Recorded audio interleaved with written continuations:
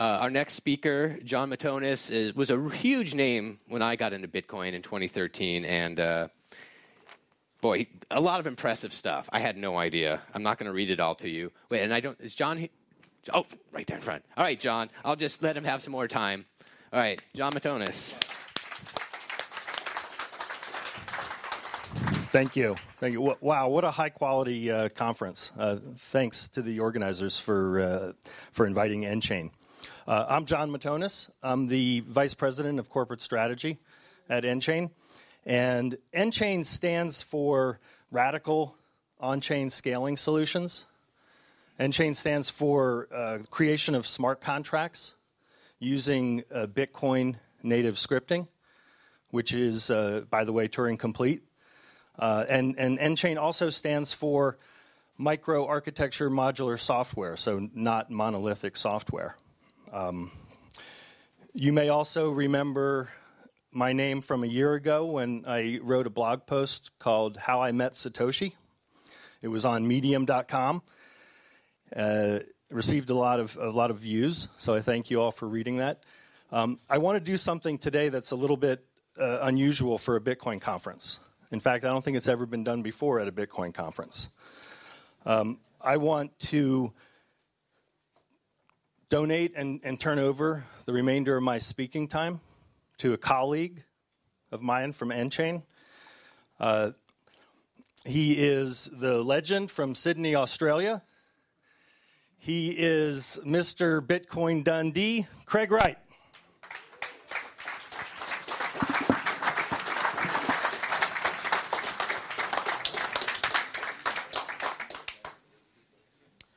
Okay, first thing is, where's my... Oh, I got the remote. Great. All right, so first of all, what's this about? Anyone know their manga? We have the genesis of a new century. So that's what that's about. This is genesis of a new century. Now, current problem. We have the which really four sort of issue. We have this little tiny scaling issue. We have nothing. Okay, see that whole screen? That whole screen is payments. See that little pixel there? That's Bitcoin. That's what we are right now. We are right down there. That little tiny pixel is Bitcoin. We are nothing. We like to think we're something right at the moment. We are not. If we want to be something, we need to scale, and radically, not off-chain, not moving some of the security into side chains and splitting the model. We need to, right now, today, start scaling. In 2009, we had more scalability than we do right now. Problem. We have this idea. We have things that are being said. We have people changing the story. We have a lot of 1984 doublespeak. We have people telling us what we should believe.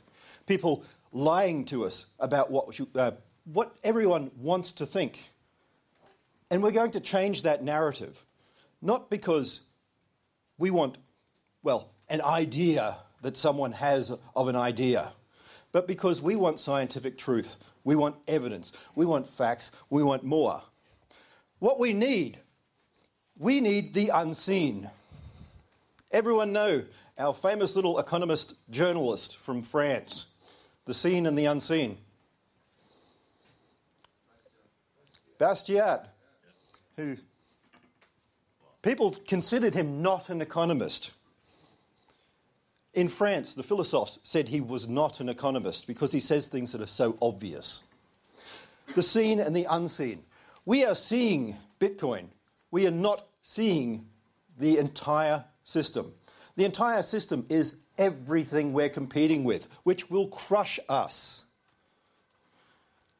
We have other things that we're trying to build into the system that will crush us.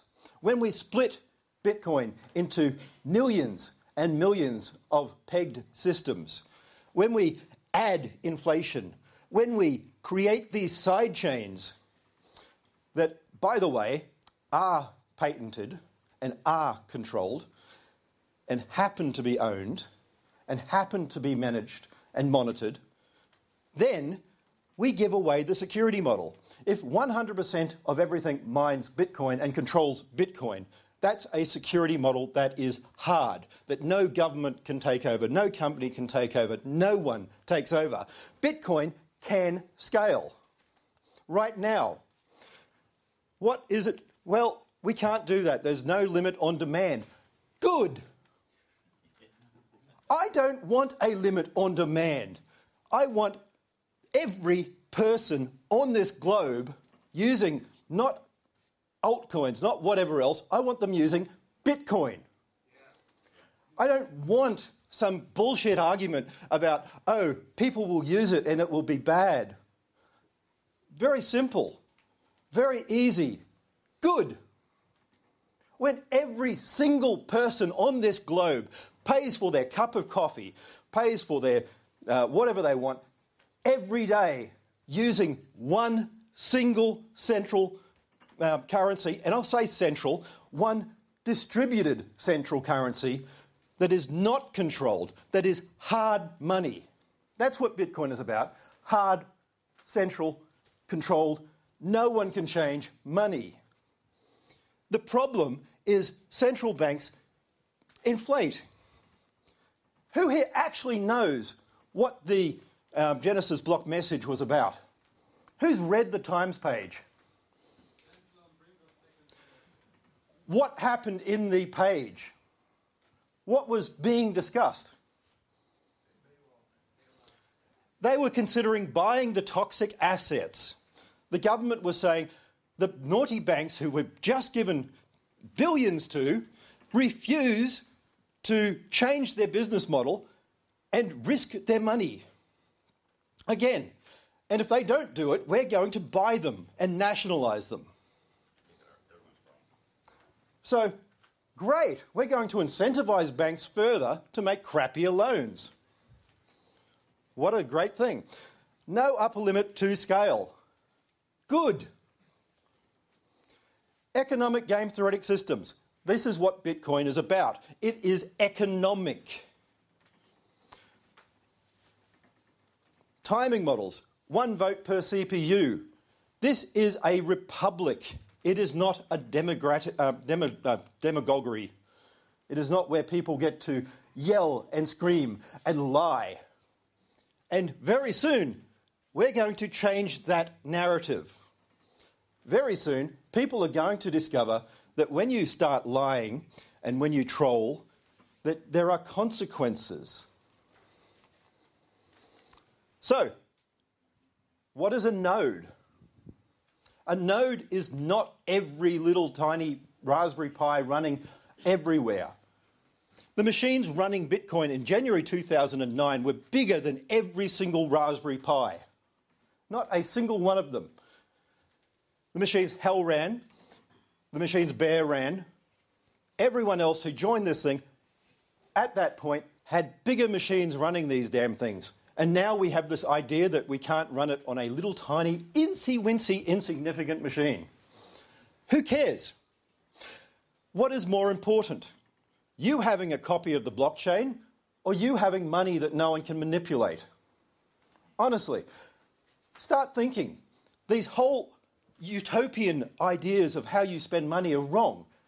Economic fundamentals matter. Lightning doesn't work because no one spends that way. I do not go over to Waitrose, or whatever your store is anywhere, and ask them to take a bag of carrots and give me money. That's the bidirectional models. They don't work. I don't go down the road in some big co-op and go, well, I've just made a box of widgets. How about you give me money for it and whatever else? Barter never really existed, ever. What we have now is a system that changes everything. Our new generation, our new Genesis, is the creation of the first ever hard money. The first money that allows for freedom. Gold was never hard. because we never had it.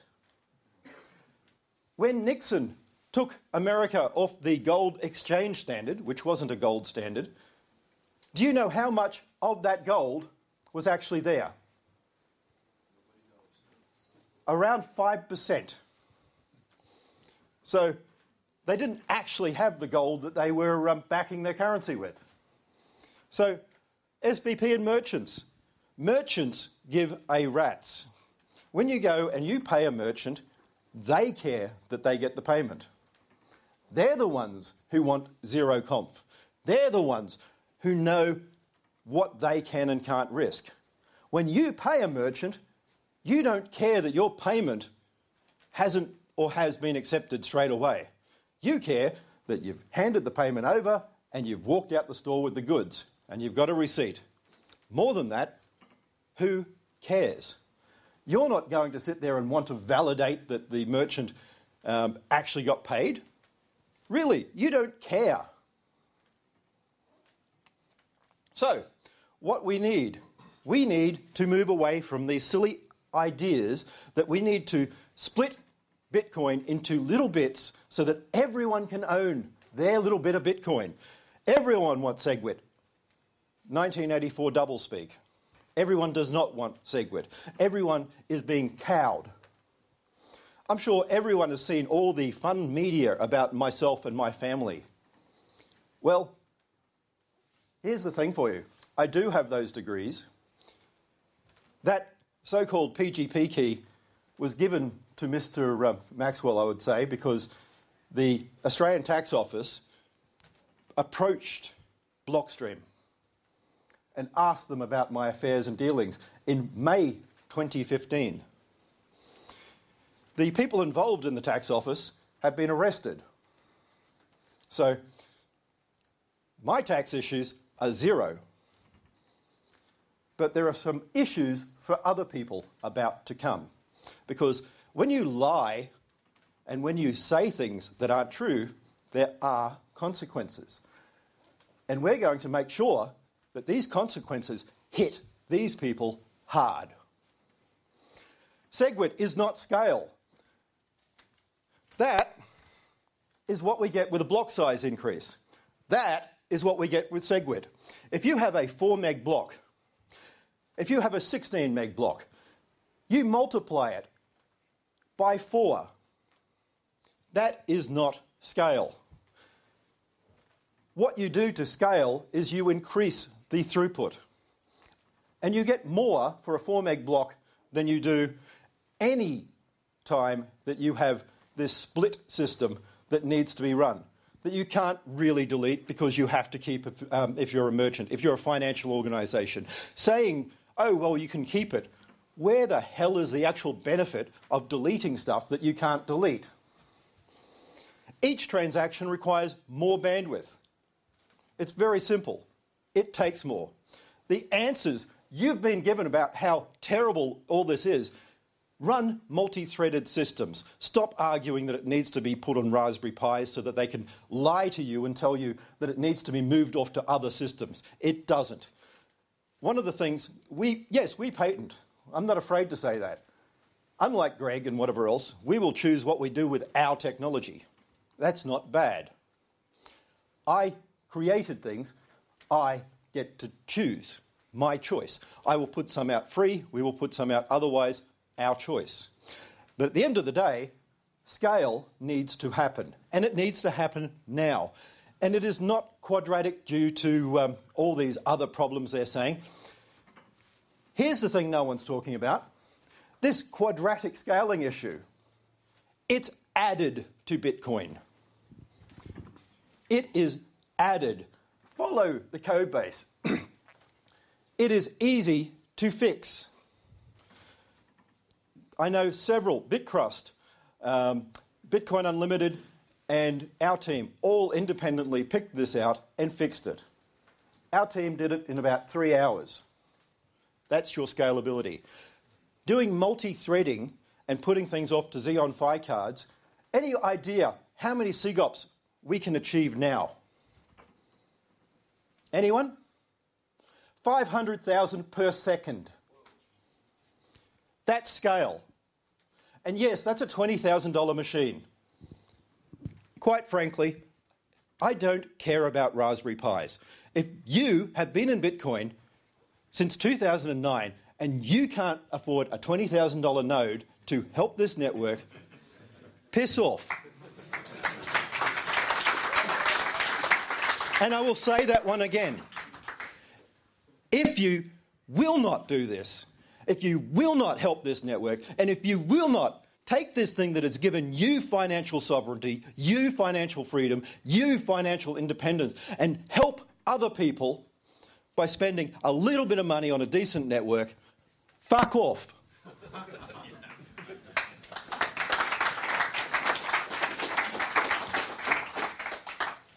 That's it. O2, poor code, shit code. That's why we need competition. That's why, not just Core, anyone should be able to release their own and compete fairly.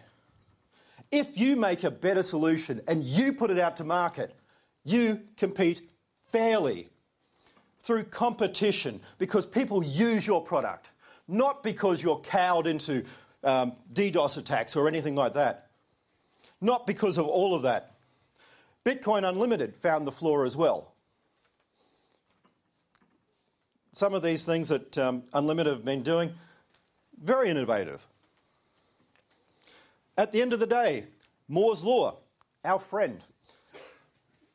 The smallest transistor, well, I've probably been superseded already, but I've got a paper coming out on this, and the editors picked out that I made a mistake because I said a 2 nanometer transistor.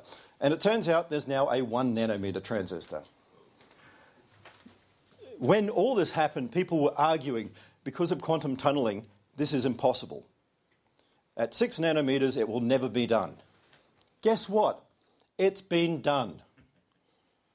So, stop this, oh, we can't do it. Oh, everything's bad idea. The reality is, we need to start being optimistic, positive, build, allow competition, allow free access to code, allow people to actually start competing, not building little walled bloody gardens. Bitcoin, I've got lots of people saying this is bullshit. It's in the code. Flood control, it worked. Why? Because of the value of it. It didn't work way back then, and people could have done these things, and Hell and Bear got their way and put this bloody cap on there. Quite frankly, I'm disgusted with half the community. Anyone know who Bear is? Bear is credit. Bear, that was his name on Reddit and whatever else. Bear was the third person involved properly running nodes and whatever else. You can look up who he is. He's a friend of mine. So, one of the things that happened to him, he came on and started talking. Mr. Maxwell, others, ripped the shit out of him. And he's gone back to being a curmudgeon like I like being. He doesn't talk anymore. He doesn't get involved anymore. And he's a shit-hot coder.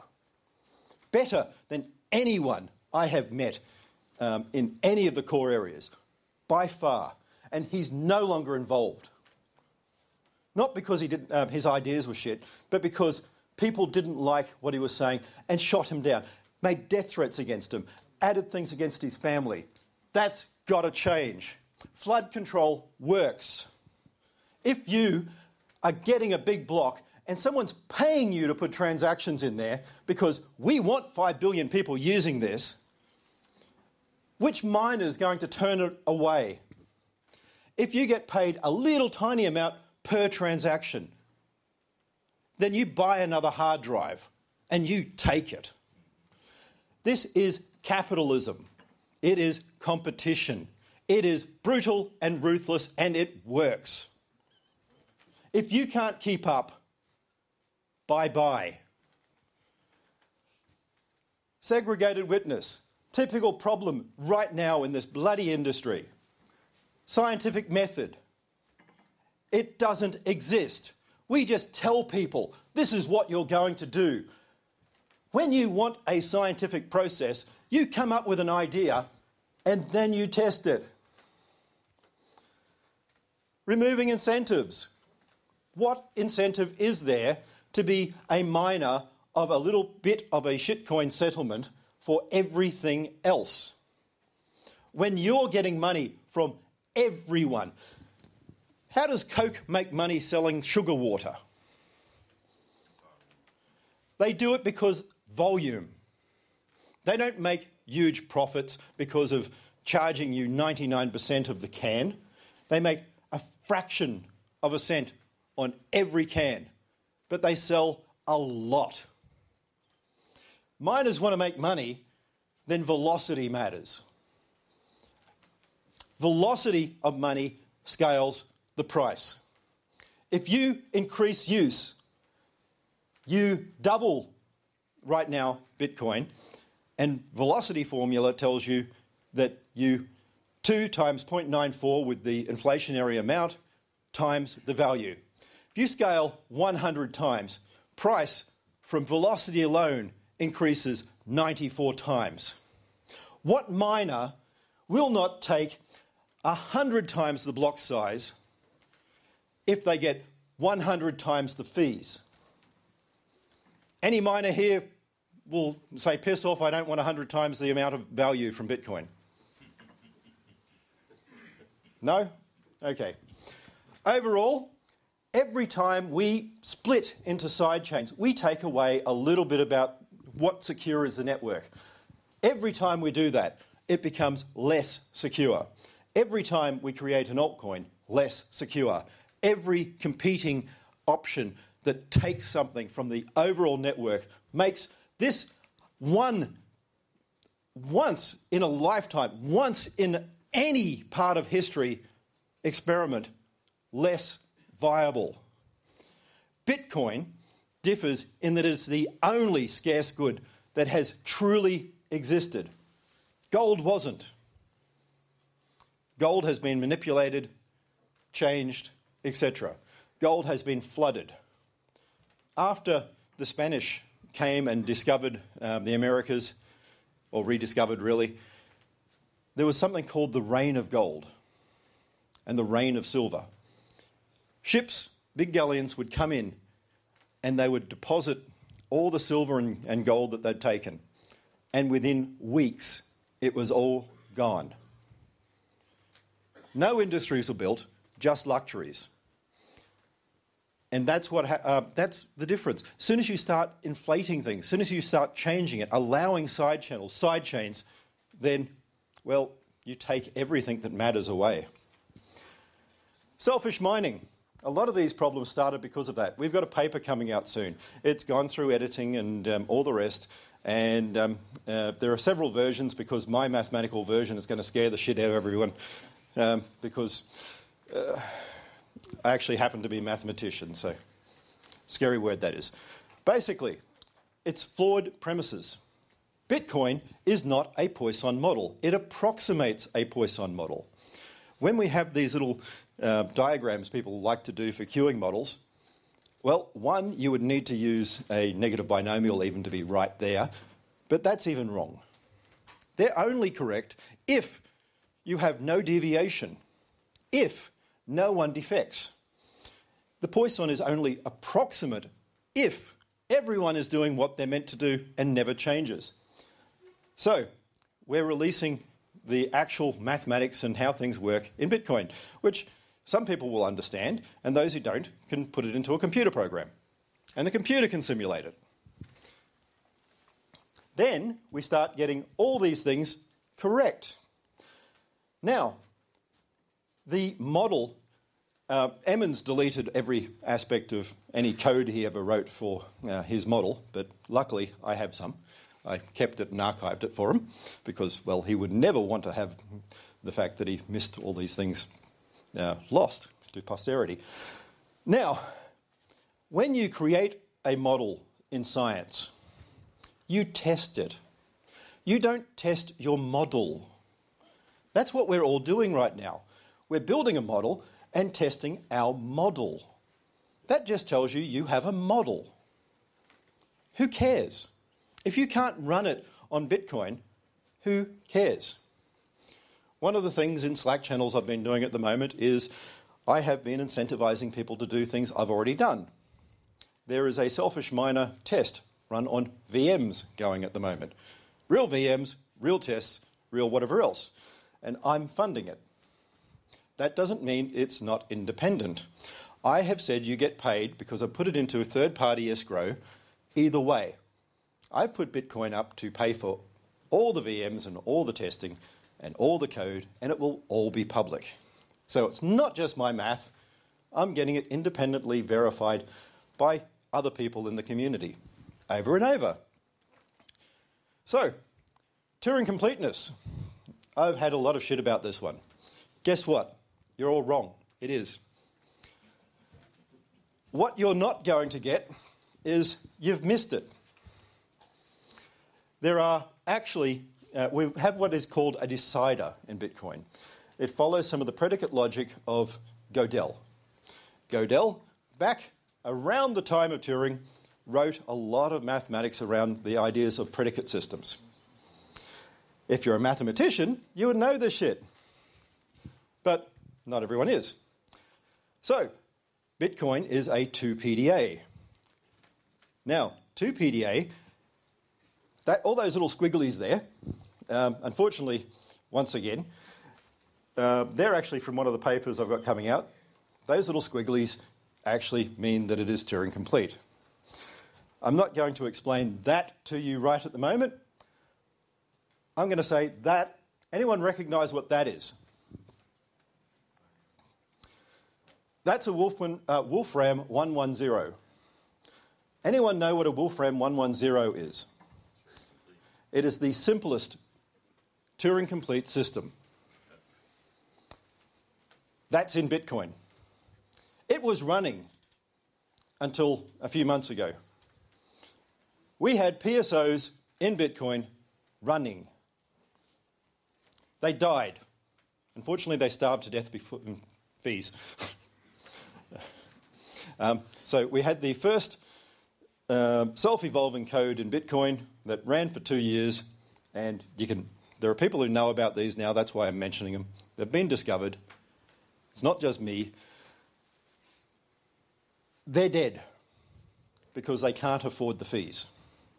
And I'm not going to fund a thing that requires $3 every bloody block to keep running. It becomes expensive very quickly. When it's low fees, all sorts of things can run. So, these are there. IP to IP transactions. Does no one look at the old code anymore? We keep saying this is not meant to be there. The market database in Bitcoin allowed IP to IP transactions. There was a reason for these. The whole idea is to have a POS merchant type solution. I should be able to go up and just tap something. And I don't even give a shit, honestly, whether my transaction has settled properly. All I care about is going up to the merchant. And the merchant will propagate my transaction. Why will the merchant propagate my transaction? Because they want to get paid. Merchants are not going to sit there and go, well, maybe at the end of the month I'll run all this shit. They won't, because you will double spend. Merchants have the incentive to ensure that ZeroConf works right now. Why? Because they want to be paid. It's very simple. Economics makes this work. It is not security toys. It is not any of these little fluffy bits of crap that we say are really securing the network. I've worked in the security industry for a long time. I've been a pariah in that industry a long time because I, way back when, have said economics matters. I'm on Richard Bellich's site as Security Clown because I put a risk algorithm that everyone takes a little tiny bit out of context and says, do you know where that risk algorithm is used right now?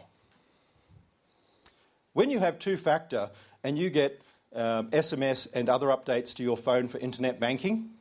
That's that algorithm. So my fluffy little piece of crap algorithm happens to be running on banks globally. So he can call me a clown all he wants. Quite simply, I got paid for it. I don't care. Wallets to merchants. We need to start building better wallets. I cannot do front ends to save myself. I'm a good low-level coder. I can do library code, things like that. Other people can do other things. My front ends suck. Now, here's the thing. We've had 8 years. And do you know how good our front ends are in Bitcoin? They suck. All of them. I don't care who gets offended on this one. Every one of our bloody front ends right at the moment, our wallets suck. We need competition in that. We need people making really shit easy ones. When I started De Morgan in Australia as sort of a line of companies and whatever else, before I moved out here, the thing I gave to our staff and what I want, my grandmother has to be able to use this. My grandmother has to be able to just make a payment. She doesn't use computers, although, I mean, my grandfather, before he died, was one of the earliest users of computers in Australia and all the rest, with Melbourne IT and other things he did. My grandmother stays away. She's 96 and she's not going to change. But she needs to be able to use money. The early days, we had poker nodes in Bitcoin. We had merchant databases in Bitcoin. All of this has been stripped. It shouldn't be in the main core protocol. Wallets need to be developed independently. Why? Because that's how they compete. We don't want one. We want a world using Bitcoin. That simple. We want it secure, and we want it able to be used between many people. Replaceable transactions versus replaced by fee. Replaced by fee is the biggest piece of shit ever created. And I'm going to say that very nicely because that's not actually what I feel about it. But I've been told I'm not allowed to actually say my true feelings, so I'll just put it lightly, which it's complete utter shit. Replaceable transactions. When you hadn't broadcast something to the network and you were negotiating a payment channel, that was valid. Why? Because you're negotiating. When you send it to a miner and you allow a miner to start playing with it, zero confirmation doesn't work. Risk is not perfect. Every system, everyone is probabilistic. There is no single system ever created that is not probabilistic in security. Does anyone here know what Alan Turing was before he became famous as a cryptographer? He was a Bayesian statistician. In the early days, statistics and Bayes theory and things like that were the core of creating risk-based systems. Right now, we seem to have forgotten that. We seem to have forgotten that we cannot ever get a perfect system. We don't drive around in tanks. We drive in cars. We fly. Anyone here done something stupid, like bungee jumping or jumping out of a plane? Yes, I have. I pushed our kids out of the plane too. And not because they gave me the shits either. What we need are payment systems. We need merchants who give a shit. Merchants will do these things. If we start doing unlimited block size strategies where we just allow things to grow, our cost goes there. Visa cost goes there. We can run cheaper than Visa on our network right now. We can scale bigger than Visa right now. And here is the thing that they're lying to you about. The bloody bullshit from people like Luke and everyone in core. What they really want to destroy is corporate companies. That's what they fear. Companies do not act together. Companies are people. You can own shares in a company. You can start a company. You can control a company. You can compete. But if you can't compete, buy and let someone else do it for you. Companies aren't evil. Some companies are. Some companies aren't. Some people are. Some people aren't. It is always about the incentives. And at the end of the day, this is our incentive. If we have 100,000 nodes and we have that because of merchants, we have a system that is more distributed than Bitcoin right now or any other system. And we can actually do that right now. If we get away from the idea that every single person needs to run a bloody Raspberry Pi and start scaling, then we get real financial sovereignty for everyone. Not manipulated money, not altered money, real, hard, free currency. And that's what this is about. Whenever you hear someone who's an anarchist or socialist, and I'm not going to get into the debate about a anarcho-capitalist type thing, that's a different thing altogether, but I mean a socialist anarchist or whatever else, the issue is they're anarchist because they're not the ones in power. That's all they want. They don't want your freedom, they want control. What we have is not running your node. That is a myth. What we have is we scale. We scale big. Then no one stops it. No government stops it. No company takes control. We scale, we win. So, if we look at this little Moore's Law bit, we have storage grows. At home, I'm one of these evil people who actually have invested lots of electricity sucking power away and do my best to make sure that I take all that sort of electricity and make heat and help global warming or whatever else, because at home I've got several petabytes worth of storage, and that's my home. And each of these people who say we should not be part of running things out big, who have been there for a long time, again, time to wake up and start actually supporting the network or piss off. We want to scale big time. Now, what we need to do, Moore's Law is going to continue, like it or not. To paraphrase a quote from Greg, if we just rely on Moore's Law, that's not a real scaling solution because we haven't done anything. Who cares? It works. If other people create systems that make our life easier, why is that bad? If we scale 1,000 times in 10 years, that's good. Over time, it will get bigger and bigger. It will get used more and more. As Peter's so afraid of, there is no top. And if there's no top, good. The faster, the higher the velocity of money, the more it's worth. Linear growth, who cares? We have number of Bitcoin transactions. If we scale, we go past Visa, we go past MasterCard, and we get to a point where we exceed all global transactions.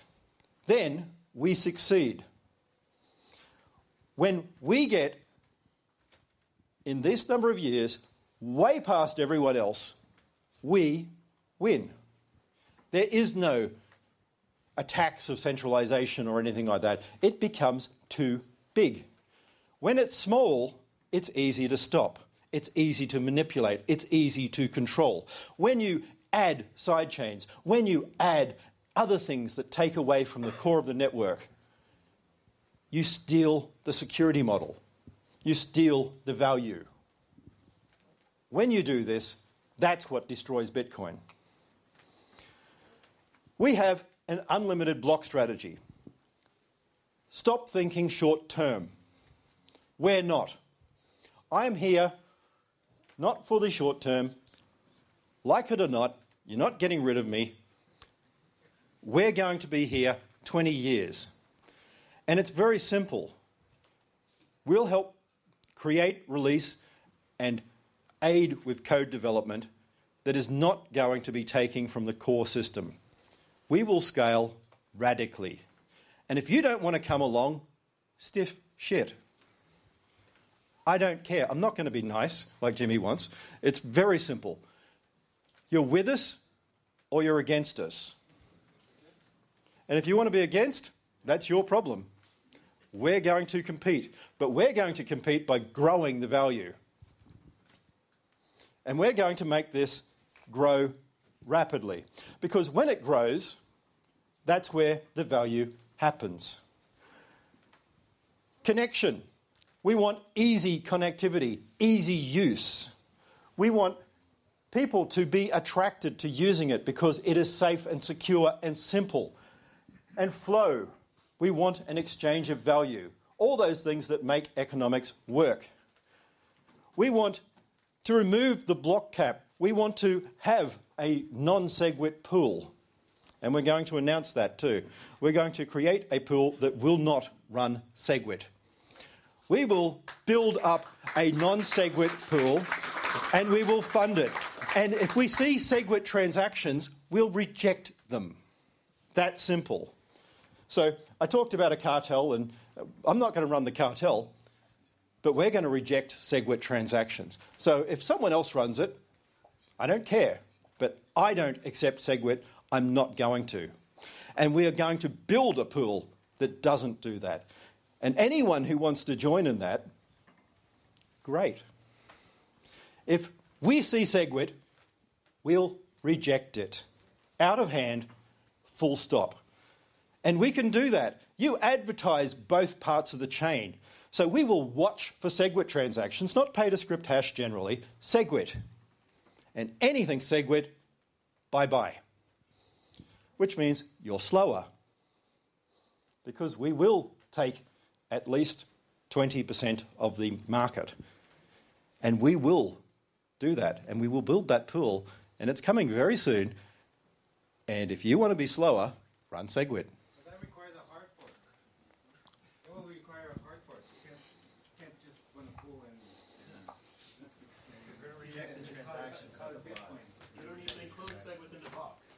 I don't need to include it. I don't need to hard fork. I, as a miner, choose. People don't choose what I do as a miner. I can reject a block any time I want. It is about time that the miners started realizing their role in this industry. The miners set the rules, not every user, not everyone out there. Network distribution. You're all wrong. Giant node versus outlying wallets. These are connectivity graphs. What we have in Bitcoin is as we get more and more connectivity, we get more and more reachability. This is how it actually works. What we have in Bitcoin is not all these other things where people are talking about power law, scale-free, etc. They are not Bitcoin, because Bitcoin was always economic. Any node gets more connectivity over time. That is part of the protocol. The bigger your node is, the bigger the number of connection pools. If you run a Raspberry Pi, you are cutting yourself off from most of the network. In graph theory, it is not how many vertices. It is the edges that matter. It is the connectivity between the graph that matters. So you're all getting it wrong. Very simple. You don't do node count. Node count is shit. It has zero relevance. Read the mathematics. Zero. That That is Bitcoin. That is the actual model of Bitcoin. Those grey areas in the middle, that is the connectivity between the main nodes. It is that dense. There's a distance in Bitcoin of D equals 1.32. Later this year, I'm not sure how we're going to do it, but we're going to start releasing data. I don't know how because we have petabytes.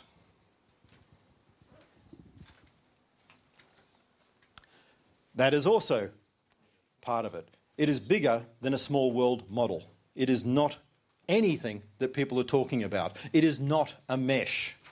You send one transaction in 2.3 seconds. Once it hits the network, 99.98% of the hash power has your transaction. It can take 25 seconds to get to 99% of the network, but it's the hash power that matters. Who gives a rat's if your little Raspberry Pi gets it late? You're not going to put it in a block anyway. If you don't have it in a block, it isn't part of Bitcoin. That's drilling into that network. This is what people think it is. This is what Lightning is. It's a mesh with lots of little hops, central nodes, etc. Red balloons and Bitcoin. A group of Microsoft mathematicians went over and did the mathematics behind sibling and other things. Any network with a distance of 3 plus can always be sibled. Mathematically proven, always. Every time you do it. That Lightning can have 80 hops. Not 8, 80. That means it is always vulnerable to attack. Not sometimes, always. It is mathematically proven. Read the paper. Read their results. Bitcoin doesn't get Sybils because it has a distance under 3. What we end up with is Bitcoin. The problem, people don't get the difference in words. Bitcoin is highly centralized because it has high centrality. That Lightning mesh is actually more of what we are arguing is centralized. In mathematical terms, Bitcoin is more distributed than any network globally has ever been. It has less chance of ever being hijacked than anything that has ever been created. There's a recent paper on routing in Bitcoin. It's wrong. Not because you can't hijack ASNs, but because there are so many links. You can knock a node off and attack an individual, but you don't need to take over an ASN to do that.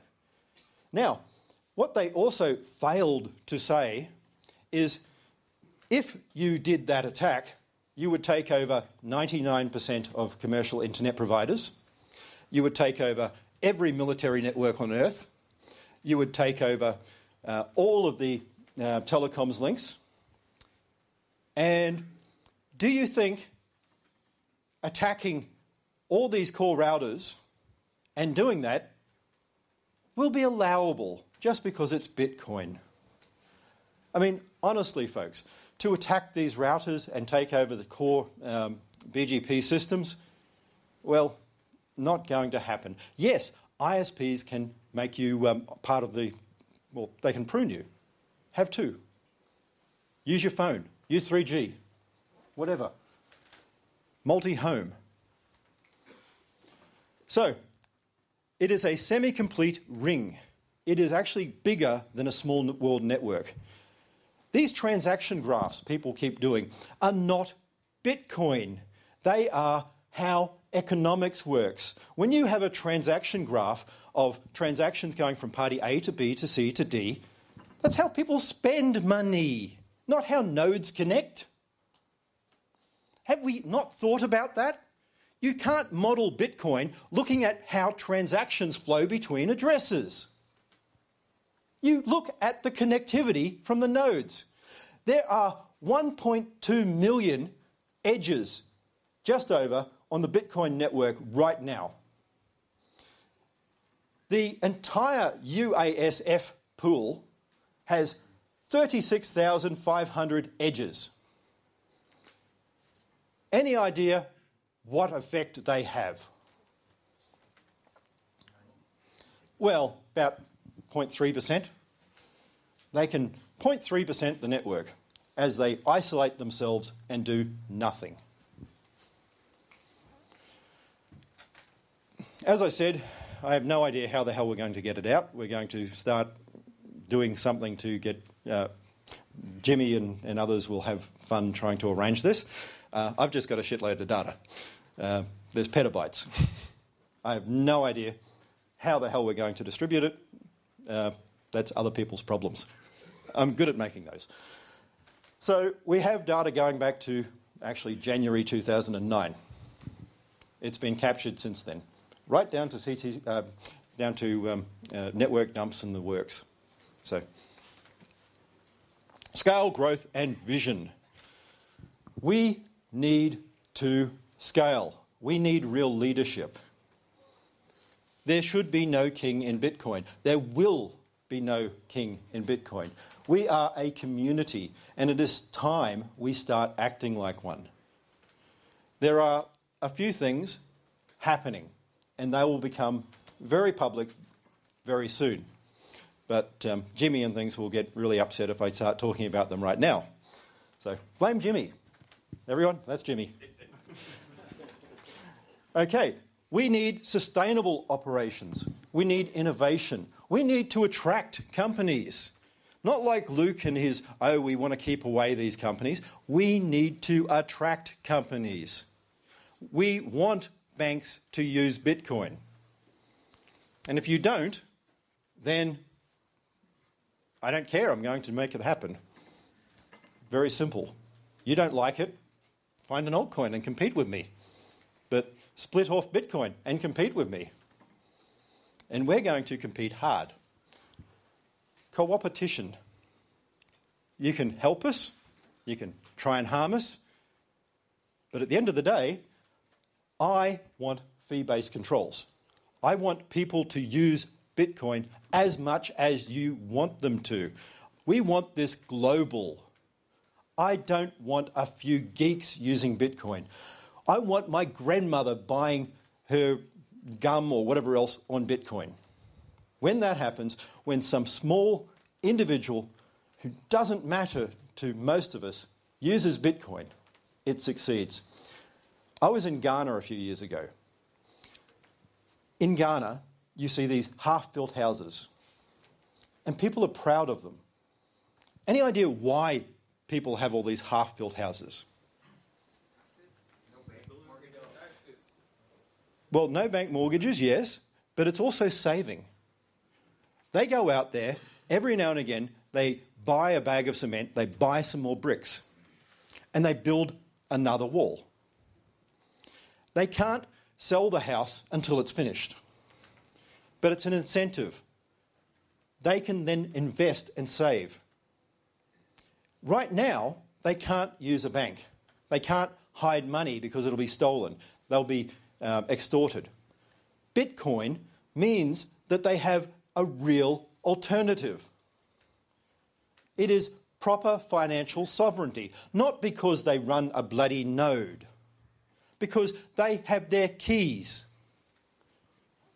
One of the things that we have coming very shortly, it's in our first lot of patents that are coming out, we have a split key system. So exchanges and wallets and whatever else will never have control. You and the other party can use a type 1 Bitcoin address and no one has control. The exchange cannot steal your money. There will never, ever be a Mt. Gox ever on this.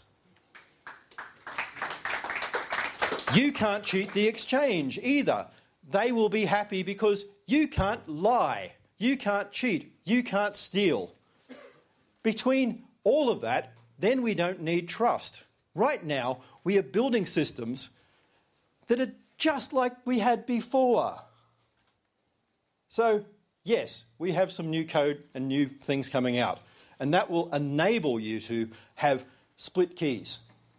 Not because you've got a USB key or whatever else or whatever other hardware wallets are out there, but because you can have a shared key infrastructure where you and the exchange both act together. So, fee structures, I'll talk to people about that if they want later, but the idea is we want something that scales. We want innovation, development, profitability. Profit does not go down to zero. Profit goes to the innovators, those who create. If you make something that is better, a faster ASIC, a faster wallet, a faster SIGOP, get paid for it. That's what Bitcoin is really about. It is not socialist, it is libertarian. That is capitalist. Not crony capitalism, not getting money from government. Capitalism, where people compete. So we are going to add structures to make sure that DDoS doesn't happen. In case people don't know, my past has been with casinos for a long time. I've done a lot of things right back from Lassiter's. I set up the first internet casino that had a license. That was me and my company. And we've been attempted to be DOSed and attempted to be knocked off and attempted to be basically screwed by everyone who wants to take money and extort us for many years. Whether it's poker, whether it's gaming, whether it's whatever else. And it's controllable and stoppable.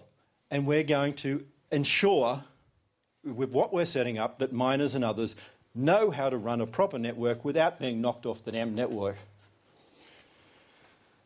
Future, we want to increase revenue streams. Everyone, and I mean everyone, should be making money here. We want to ensure that we have transaction and custodial-based revenue. Not us, everyone. This is a big, big potential industry. This is something that is global in nature. We are getting there. We're nearly at 10. 10 years. We should be competing with Visa now. Not later, not whatever else, now. It is coming up on 10 years. That is 1,000 times the scale. And we are not growing. $30 billion is not big. $30 billion is pissant.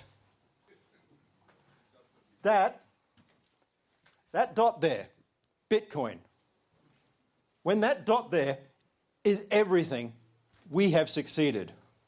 And only when it is everything. Thank you.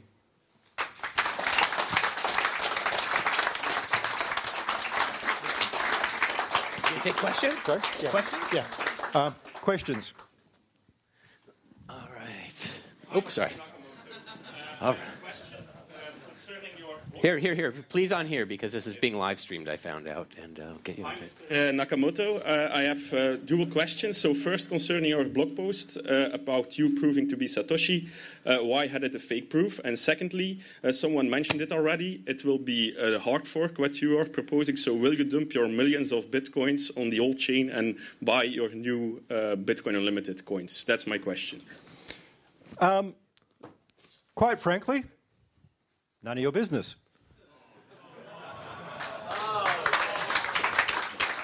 I have my economic sovereignty. I am financially secure. I'll do whatever the fuck I want with my money. That's the nature of Bitcoin. It is about financial sovereignty. And that means not answering to anyone about what the fuck I want to do. And the first part of the question? Did you actually read the post? Yes. Then obviously you didn't get it. Yeah, and I never said anything other than the Sartre bit. Did you actually know what Sartre said? If I sign Nobel Prize winner I am not the same. There is no fucking king. There is no glorious leader. One thing I will do, yes, someone got it right. I am here to kill off Satoshi. Not in the way that you want, because there is not going to be some great leader standing above. It is not going to be what Core tried to do with Nick. There is not going to be one person that we come and answer to. It will be the best ideas, the best solutions. Not because you think they're the best, because the market does. And the market votes with their dollars. And eventually, the market is going to vote with their bloody bitcoins. There we go. So you're a fake Satoshi then? There was a second part of your question. So can you answer the second question about hard forking? That is the governance model of Bitcoin. If you don't like it, you change the code by hard fork. And if people follow you, you win. If you don't, you lose money. That's called capitalism, folks. Bitcoin is capitalist. It is not socialist. It was never, ever, ever designed to be socialist. It can't be. The bigger your node is, the more the edges you hold. That is a matter of economics. If you have a bigger node than the guy next door with a Raspberry Pi, you get better connectivity. Yes? All right, yeah. And everyone, let's talk through these so we can record this for posterity. Start with you. You can be next. Thank you. You were talking about starting a mining pool and Yes. Not accepting SegWit transactions. Did you mean not accepting them in your own blocks or not accepting a chain with SegWit transactions in them? Because I think that's where some of the hard fork questions are coming from. We may do both. There will be definitely a pool that won't accept them and mine them, depending on what happens and what other people who join the pool desire, because this is what capitalism is about. So it could be a potential hard fork then? Could be, yes. All right, thank you. I have two questions. Seek your opinion on subchains to improve zero-conf security with weak blocks, and your opinions on transaction malleability and if, for the IDs and if that has to be fixed. I'll answer the second one first. No, it doesn't. There is no need to fix it. There are ways of doing it with pay to child. There are other things that can be done. In fact, there are also uses for malleability. On top of that, you can create malleable signatures that don't change. You are able to create a payment address without using the private key. You basically create a paid-to address and transaction that is self-signed, and you then pay to that address, and that's the chain. If the thing is malleated and doesn't go to the transaction, it all fails and it all falls apart. Otherwise, you have an unmalleable transaction. You can do that because of the nature of ECDSA. Basically, instead of calculating using the K value and whatever else, the random, you change it round and you have a key based on the random and then calculate the respondent sort of public-private key pair after the signature. So you reverse the math, and it is actually reversible that way. Interesting. So the second thing was on subchains. If they're valid and they compete and whatever else, and they don't take away from the main model of Bitcoin, then great. All for it. Thanks. All right, any other questions? All right, way back here.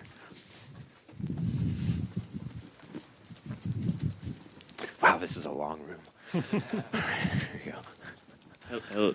Hello, thank you for speaking. I was just wondering if you could directly address Ethereum scaling, and Ethereum security, and kind of broadly your thoughts on Ethereum and how it's kind of taken a much larger role in this ecosystem. And thank you. Okay, May 2013, I got a whole pile of shit from Mr. Peter Todd because I'm a Bitcoin maximalist. I'm still a Bitcoin maximalist. Thank you.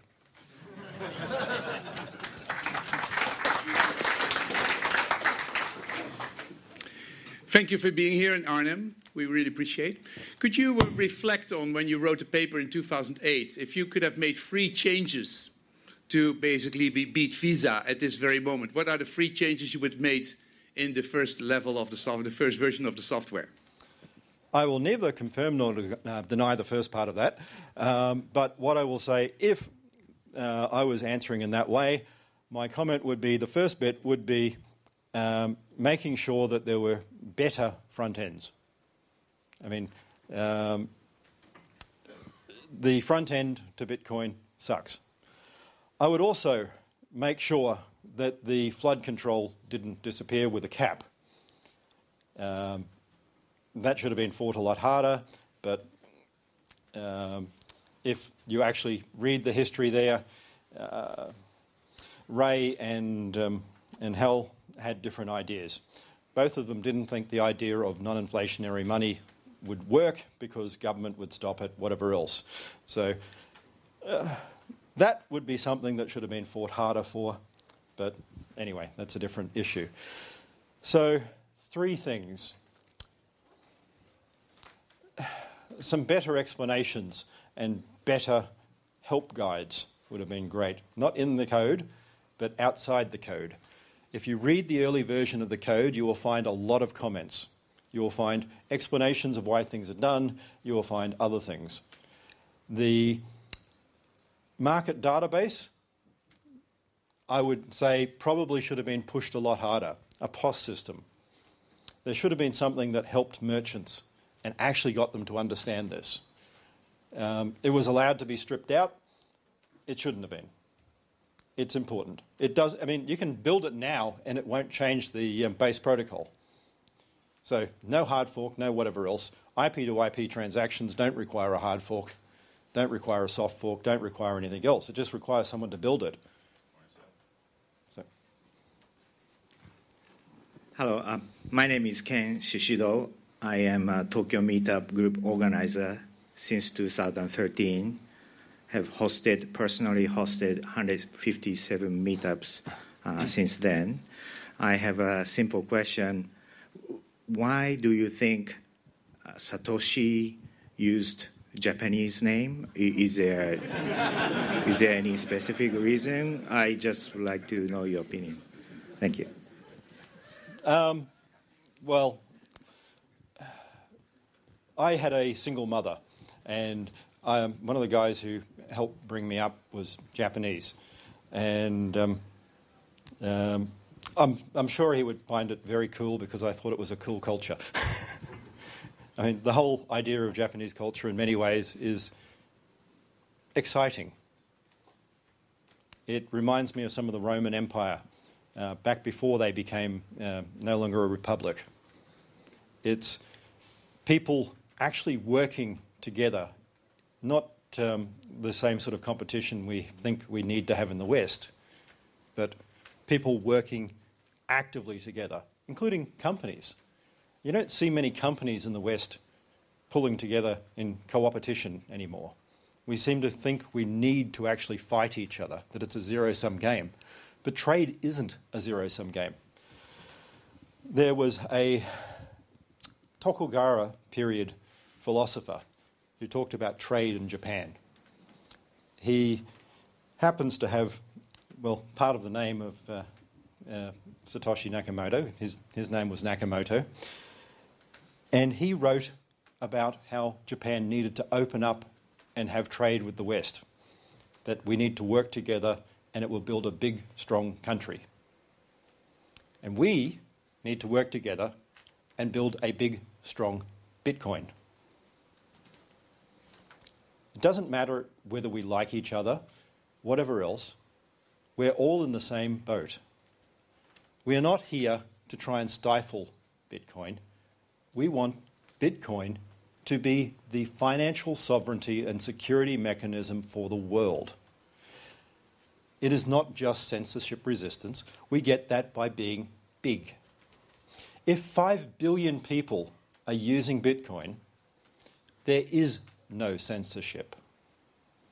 You try and tell me if 17,000 banks, and there are 17,000 banks on Earth, only run nodes, which is more than we have now, if only those banks run them, you tell me that they're going to collude together.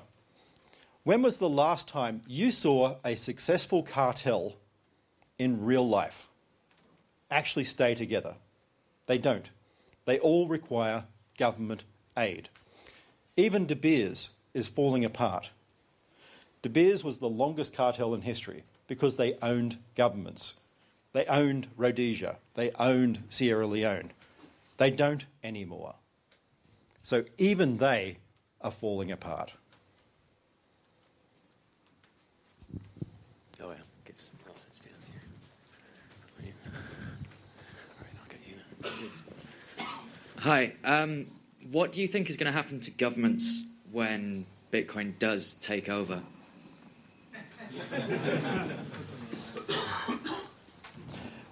One, they're going to have to be honest. I don't know if they can actually do that, but they're going to have to learn because they can't manipulate the money anymore. If you have a money supply that everyone uses, even if they have fiat and they require payment in fiat, then you can just exchange. And if they print more fiat, your Bitcoin goes up in value. So it becomes a situation like we had in Zimbabwe. They quickly try and print more money, and you become more valuable. And they try and print more, and they make a race to the bottom for themselves. So either they start actually not lying, they start being honest about things and start treating all their policies economically, or they die. And by economically, I mean every time you make some bullshit political statement saying we're going to do X, Y, and Z, it comes at a cost. Everything is economic. Every life you save is a life that you sacrifice. When you take money away to give to healthcare, there are other uses. Money is a scarce good. Scarce economic goods have alternative uses. You always have things at the margin, and you always have to trade one for the other. There is never everything. It is always a choice, and they have to start being honest in that choice. Hi. What would be the tangible opportunities for Bitcoin in the world of B2B? B2B, I mean. Business to business? Business to business, exactly. And this is the first question. And the second question would be about the new credit cards, Visa cards, which are linked to Bitcoin, and they just, do the instant exchange, like BitPay. Great. The more we get Bitcoin used, the more velocity. B2B, what can't we do? We could actually start linking everything. B2B is huge. If you think about all of the required paperwork that is still there, there are so many areas in this world that have not been computerized yet or are only starting to be. Why don't we grab them, put them on the blockchain, and make them part of Bitcoin? When an oil tanker comes in right at the moment, it's carrying billions of dollars worth of funds. Why don't we actually have receipts and transactions put on op returns? No, it's not spam. If people are paying for a transaction, it's not spam. Sorry, Luke, not spam. If you have things that you're signing and storing on the blockchain and you're paying for it, it's not spam. Now, yes, you have to keep that there forever. Some people do. People can prune depending on your legal requirements. But if you need to keep it, you don't need to worry because storage doubles faster than Moore's law. If storage is doubling faster than Moore's law, think about it. Right at the moment, Anyone? All right, first question. Who knows the biggest hard drive that is now released? 60 terabytes digital. No. Double it. Yeah. And there's another 200 one coming out this year. They cost a shitload of money, but everything costs a shitload of money when it's first and new. So they're getting bigger. Now, if you're doubling and the blockchain's doubling, basically your cost of storage is not doubling. It's not exponential, as everyone thinks. It's logistic. All growth curves are logistic. That means it is an S-curve. It goes up, it looks exponential, and then it tapers off. Because we've got this little problem here with Bitcoin adoption. Once we hit 5 billion people, it's really, really hard to get the 6 billion. Because trying to get your 3-year-old to start Bitcoin wallets and trade, I mean, it's possible, but it's really not going to be worth it. So B2B, everything. Every industry. Everything. Hello. Thank you for coming. As far as I understand, you told us that there should be no king with the Bitcoin ecosystems. However, I feel like your presentation sounds like I'm the king and follow me. How do you think about this? I'm not. I'm a pariah. I'm an evil person that some people like to call fraud. Some of those are going to discover the legal consequences very soon. Well, won't say exactly when and won't say who quite yet, but they're coming. I am part of a company. I want your service. To get that, I need to treat my customers right.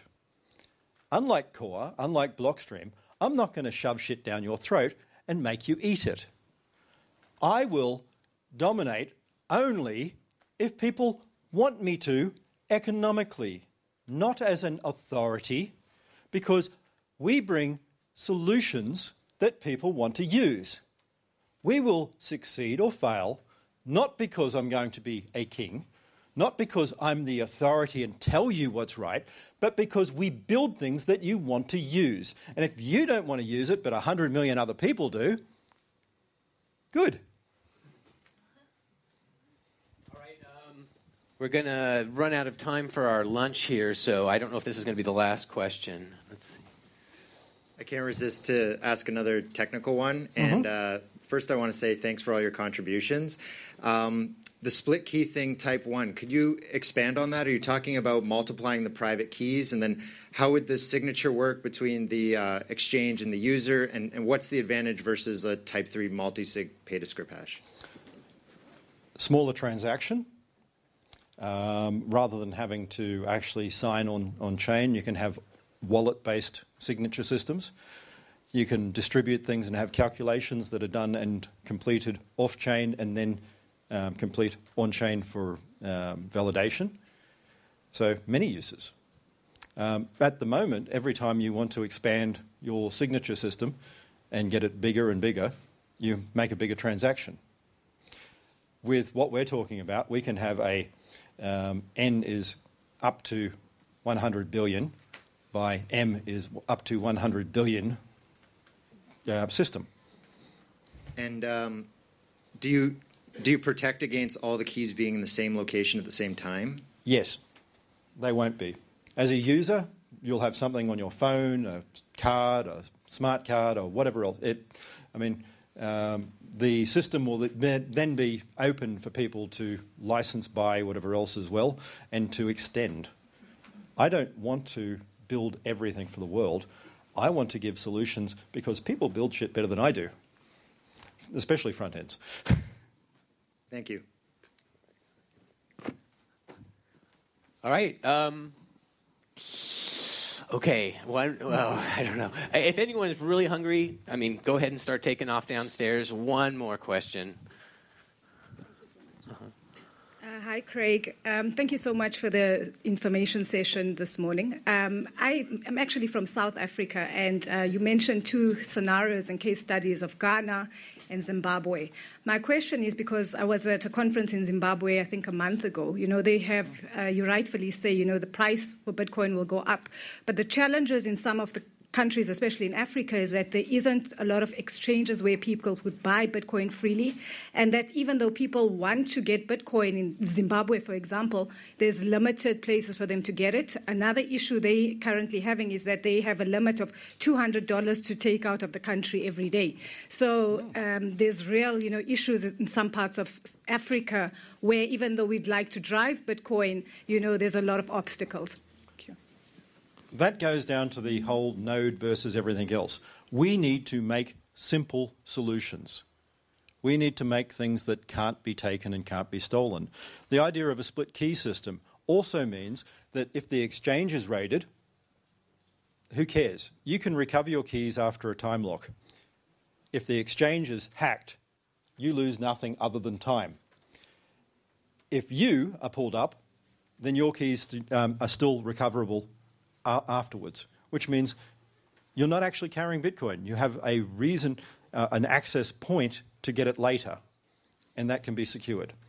So what we need to do, as I've been saying, is make simple solutions for people, not try and get everyone to run nodes, to open up financial sovereignty to people everywhere.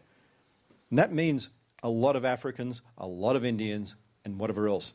Most people have phones, more and more every day. Phones are getting cheaper every day.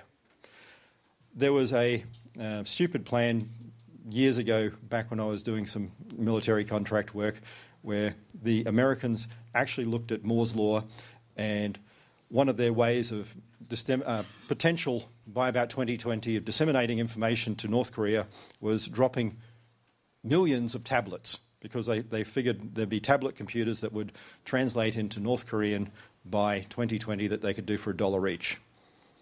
And they could just drop them around to villages and have access to people and allow internet access, which would basically ruin control. We need to create simple solutions that anyone can use. We need to open up access, and we need to build wallets that are simple to use, that work on any phone. Not because you have a node, but safely because you can tap your phone to another person's and exchange. That's what we need to do. All right, thank you.